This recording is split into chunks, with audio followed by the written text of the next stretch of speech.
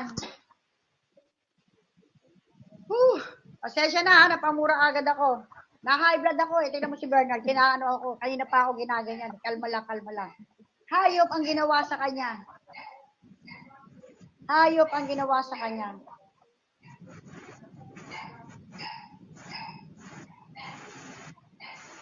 Dali.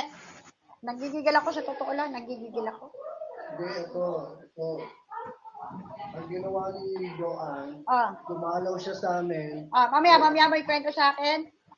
Tapos, papatawag ako ng abogado. Tawagan ko si Attorney Aboy. Pero, pasok yan. Pasok yan. Teka.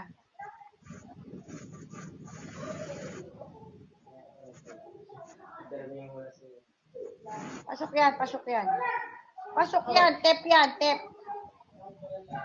Pasok yan. Tapos ginawa pa yung hawak namin. Di ba kakasahod ko lang sa YouTube. Ginawa yung halagang 25,000. Sabi niya, hindi na daw kami nakulong. Hanggang ngayon, hindi kami nilabas. Hindi siya nagpala ng apid-apid. Ang dami naging pera pala sa'yo. Mahigit siguro 185,000. Bukas sa police station tayo pupunta. Immediately magpapile ka ng kaso. Isasalaysay mo lahat.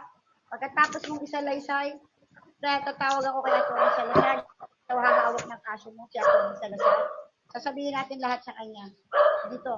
Ngayon, si Atty. Palad, tawagan din natin si Atty. Palad. Sino nagbigay ng abogado? Yung judge mismo.